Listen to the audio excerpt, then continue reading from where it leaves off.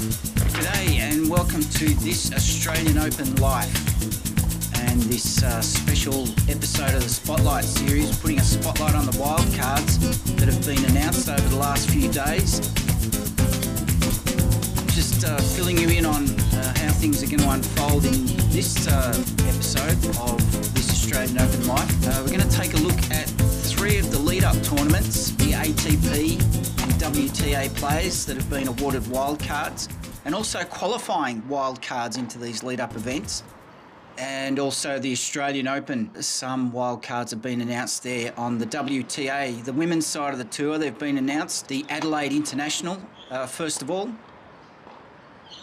There's been some locals given wildcards there.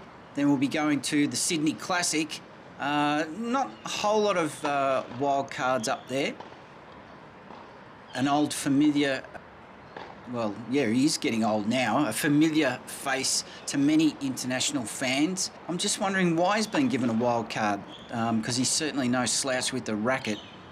And also, as we're going through these wild cards, we'll also be just highlighting some of the elite tennis players, the stars that are also participating in the main draw of those events, just to top things off. As you know, you might know by now, was hoping to do this wildcards as a live stream. It's the perfect topic as all this news comes to hand. The other lead-up tournament where wildcards have been announced, the Melbourne Summer Set, replacing the Kooyong Classic, which would normally be running pre-Christmas in Melbourne. I hope it comes back once COVID settles down, because it's a really unique setup, the Kooyong Classic, where it's a round-robin style tournament and then a finals playoff, and not entirely dependent upon the rankings. But the Summer Set event is stacked with up-and-coming players. And then finally, we'll wrap things up with a look at wildcards announced for the Australian Open, as well as a former world #1 being given a wild card, who's still getting up and down the court, which is good to see, overcoming some health issues. So how's things going where you are? What's the weather like? Summer is introducing itself with a vengeance next couple of days here in Melbourne, so hopefully that'll set the tone for what's coming up in the new year for the Australian Open. So set yourself up with a cup of tea or a beer. We'll be right back after this short break. See you soon.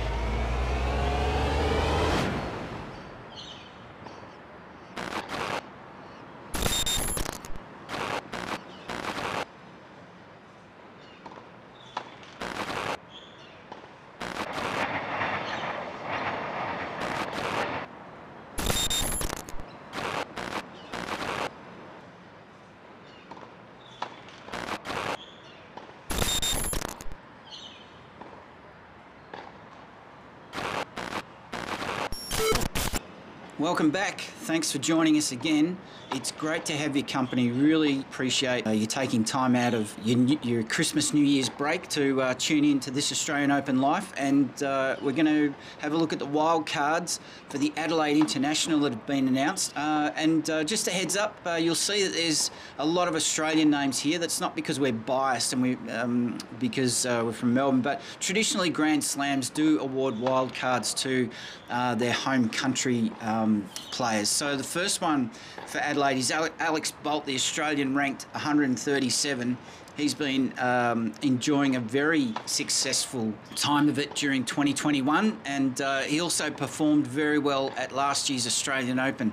The tennis experts out there might help me remember. I can't remember whether he got to round 2 or round 3 last year. The next player who's been awarded a wild card at the Adelaide International is Storm Sanders, and I can't believe it, her ranking is up to 30. What a great achievement. That's fantastic. She has been around for a little while, but she's starting to mature and really starting to get a feel for life on the tour, and she had a fantastic breakthrough win for Australia at the Federation Cup. And it just escapes me who she beat there, but she performed extremely well. One of my favourites that we might be doing a spotlight on for Player Watch is Tanasi Kokonakis. The better half of the Special Ks, in my opinion, is ranked 171 in the world at the moment. Now, he's starting to hit his mid-20s, and Tanasi's had some shocking luck with injuries over the last, must be 5 years now, that he's just had one thing after another. And one of my favourite anecdotes about Tanasi is that when he was explaining how he first injured his shoulder, that he did it because he was weight training, because the new player outfits for that year's upcoming Australian Open, there was too much of his arms showing, and he felt like he needed to bulk up a bit in the gym. Can you believe it, that he strained himself trying to muscle up?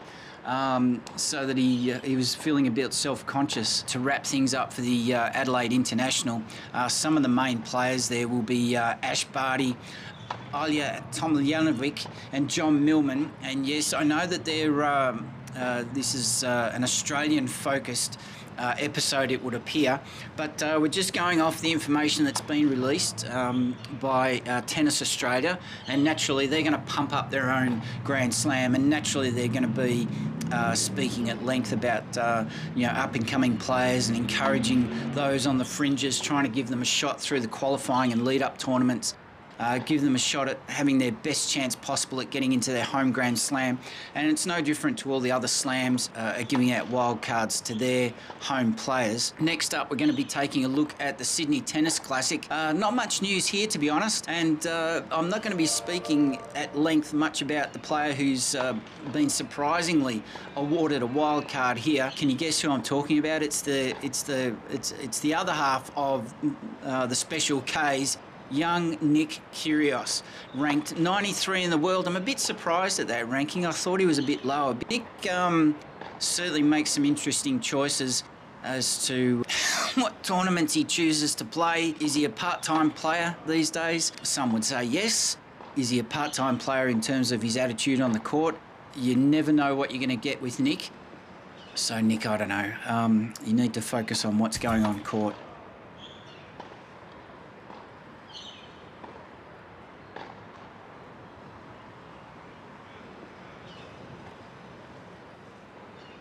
The main draw of the Sydney Classic, Alex de Minaur in the main draw there. That's an ATP 250, that tournament, for the blokes. And for the women, it's a WTA 500.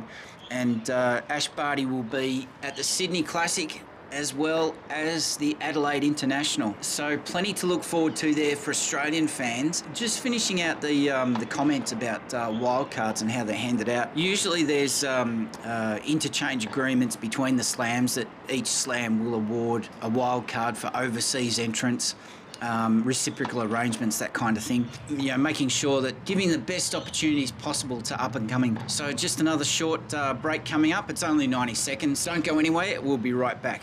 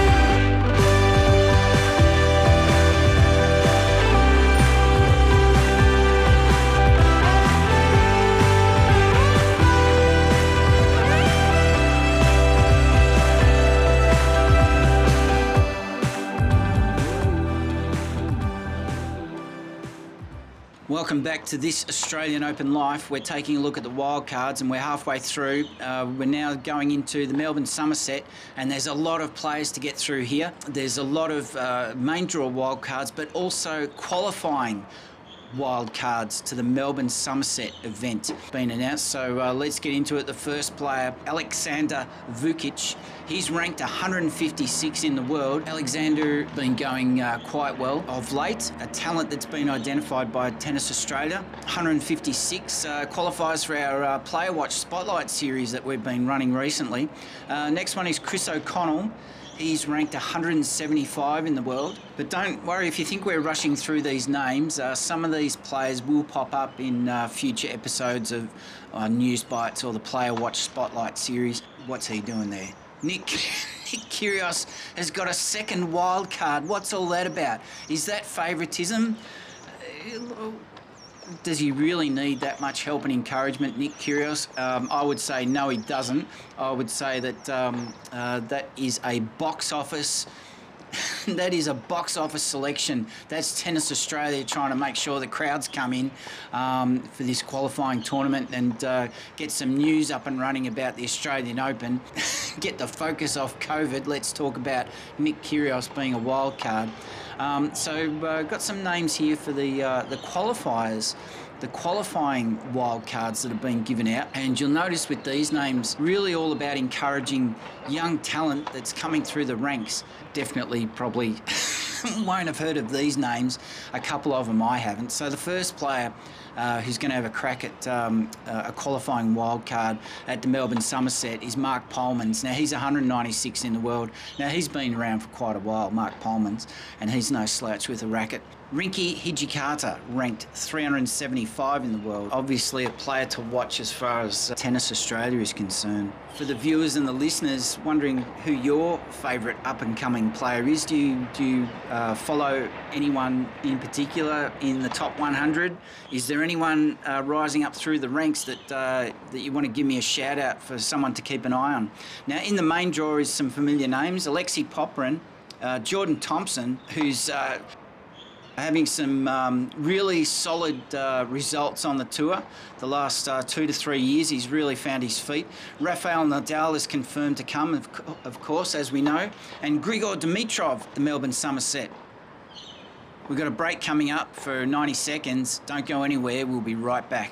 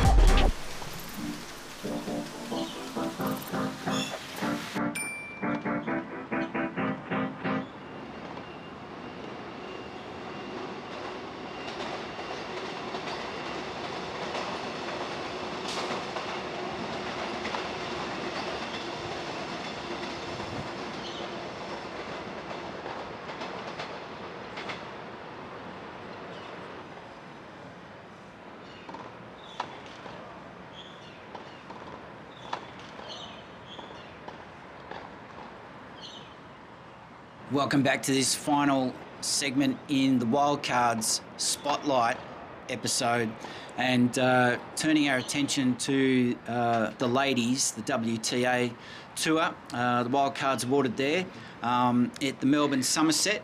Quite a few established players being given wildcards to the main draw, and a few up-and-comers into the qualifying draw. The first player, Astra Sharma, she's ranked 98 in the world, and this is the first year where she's been a top 100 player, finishing the year in the top 100. So a great breakthrough for her. Is another young lady who's been having a lot of success recently, Lizette Cabrera, 173 in the world. She's settling into life on the WTA tour, a bit like Storm Sanders, starting to mature, starting to really get into her game and find her feet amongst the higher ranked players. And now we'll take a look at, I forgot to mention, before we get into the next part, I forgot to mention there's still a place each left for a wild card at the Melbourne Summer Set. They haven't been announced yet. So this is common for all the tournaments at the moment. I haven't seen any announcements for the regional tournaments yet, or the Wheelchair Open. Now getting into the qualifying wild cards given out to the Melbourne Summer Set on the WTA side of the tour. Kimberly Birrell, ranked 175 in the world. Next up is Taylor Preston. Now she hasn't got a ranking yet, and she's just 16 years old. Has some fair bit of talent to be playing at this event, and probably just the Tennis Australia wanting to give her some big tournament experience. Zoe Hives is ranked 624 in the world. Now in the main draw, this will get your attention. Playing at the Melbourne Summer Set is Naomi Osaka, the US Women's Open champion from the UK, Emma Raducanu, and a very familiar face to Australian tennis fans, Simona Halep. So there you have it. That's all the lead-up tournaments. We've done all the hard work for you. You don't need to waste your time trawling into and out of endless streams of apps and websites. We've got all the stories in, around and about the Australian Open, all in surround sound, 4K footage. It's content you simply cannot find anywhere else in one easy-to-go-to place. So let's get into the Australian Open, the wildcards that have been announced there. A few familiar names, and one very well-known name, a former Grand Slam champion at the Australian Open. Storm Sanders, I got a tiny bit carried away before. Her doubles ranking is 30, but she has a very extremely respectable singles ranking of 132. She went up as high as 119 in the rankings this year. So apologies there. Familiar face to many tennis fans around the world. Sam Stosur, she's announced her retirement. The Australian Open will be her last singles tournament. She's currently ranked 382 in the world. Sam's been focusing the last 2 to 3 years. She's really stepped back from the singles and concentrated on the doubles.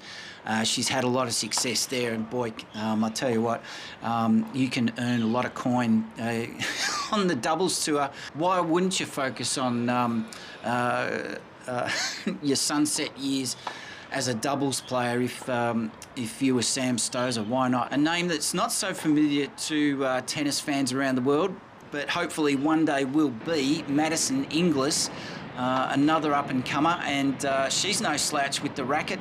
140 in the world, well done you. I'd expect the men's to be announced maybe the first week of the new year, the men's wild cards. The way that the spin doctors work these days, they like to drip feed information. Coming out, ranked 419 in the world is Daria Saville, recently married Luke Saville, of course.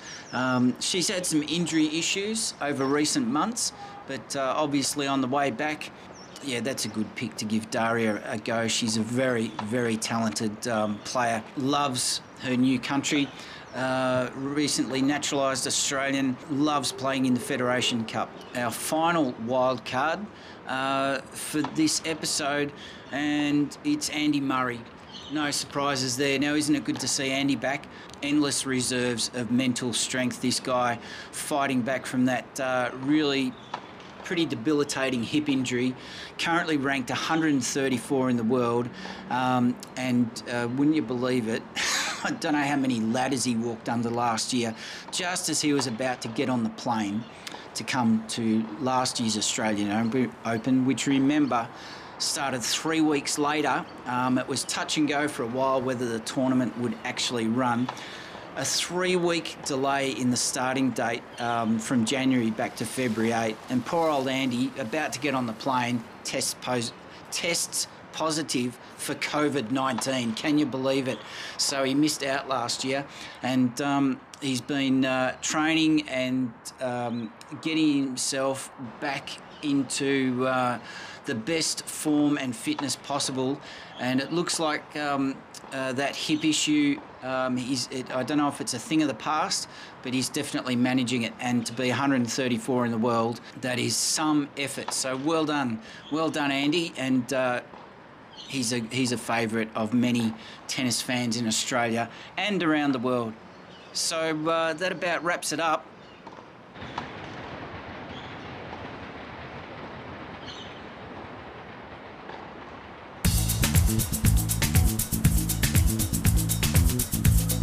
Hope you enjoyed that very rudimentary summary. I'm not going to pat myself on the back about the quality of this episode. It was really just about bringing together all those names of all those players, and just letting you know that that's where things are at, because we live in a digital age, but it's actually sometimes not that easy to find all this information. And the Christmas New Year's break, I mean, who wants to spend all their time looking at endless streams of apps and websites, and so let us do all the hard work for you.